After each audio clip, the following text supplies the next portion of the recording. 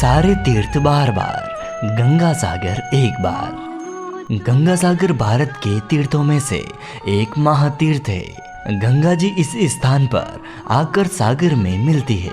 इस स्थान पर राजा सगर के 60,000 पुत्रों को मोक्ष प्राप्त हुआ था। यहाँ मकर संक्रांति पर बहुत बड़ा मेला लगता है, जहाँ लाखों श्रद्धालु गंगा स्नान के लिए आते हैं। कहते हैं यहाँ पर संक्रांति पर स्नान करने से 100 अश्वमेध यज्ञ और 1000 गौएं दान करने का फल मिलता है।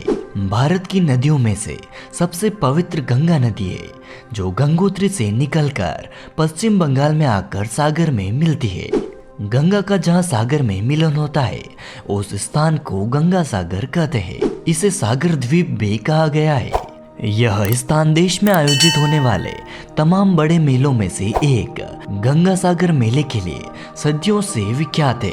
हिंदू धर्म ग्रंथों में इसकी चर्चा मोक्ष धाम के रूप में की गई है, जहां मकर संक्रांति के मौके पर दुनिया भर से लाखों श्रद्धालु मोक्ष की कामना लेकर आते हैं और सागर संगम में पुण्य की डुबकी लगाते हैं। पश्चिम बंगाल के दक्षिण 24 परगना जिले में स्थित इस तीर्थ स्थल पर कपिल मुनि का मंदिर है, जिन्होंने भगवान राम के पूर्वज इक्ष्वाकु वंश के राजा सगर के 60,000 पुत्रों का उद्धार किया था। मान्यता है कि गंगा सागर की तीर्थ यात्रा सैकड़ों तीर्थ यात्राओं के समान है।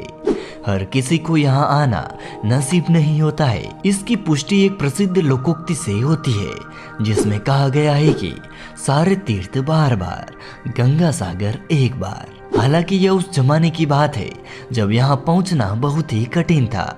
आधुनिक परिवहन और संचार साधनों से अब यहाँ आना सुगम हो गया है। ऐसी मान्यता है कि ऋषि मुनियों के लिए गृहस्थ आश्रम और पारिवारिक जीवन वर्जित होता है, पर विष्णु जी के कहने पर कपिल मुनि के पिता करदम ऋषि ने गृहस्थ आश्रम में प्रवेश किया, पर उन्होंने विष्णु भगवान के समक्ष शर्त रखी कि ऐसे में भगवान विष्णु को उनके पुत्र रूप में जन्म लेना होगा। भगवान विष्णु ने शर्त मान ली और कपिल मुनि का जन्म हुआ। बाद में उन्हें विष्णु का अवतार माना गया। आगे चलकर गंगा और सागर के मिलन स्थल पर कपिल मुनि आश्रम बना। कपिल मुनि आश्रम बनाकर तप करने लगे। इसी दौरान राजा सगर ने अश्वमेध यज्ञ आयोजित किया।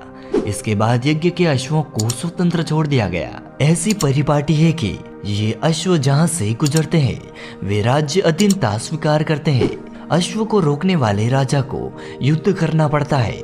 राजा सगर ने यज्ञ अश्वों की रक्षा के लिए उनके साथ अपने 60,000 पुत्रों को भेजा था। इसके बाद अचानक से यज्ञ अश्व गायब हो गया। खोजने पर यज्ञ अश्व कपिल मुनि के आश्रम में मिले। परिणाम स्वरूप सागर पुत्र साधारणतः ऋषि से नाराज हो गए, उन्हें अपशब्द गाने लगे। ऋषि ने उनसे नाराज होकर उन्हें एक श्राप दिया और उन सभी को अपने नेत्रों के तेज से भस्म कर दिया।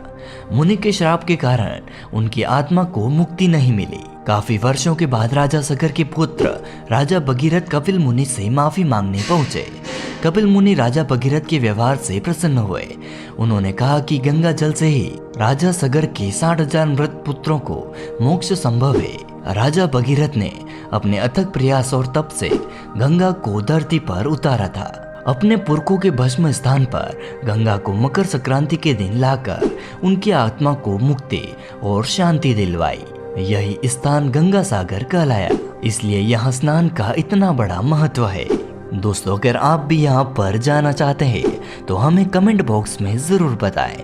आशा है हमारी जानकारी आपको पसंद आई होगी। इसी तरह के वीडियो देखने के लिए आप हमारे YouTube चैनल से जुड़ सकते हैं। सनातन धर्म के प्रचार के लिए आप इस वीडियो को शेयर कर सकते हैं।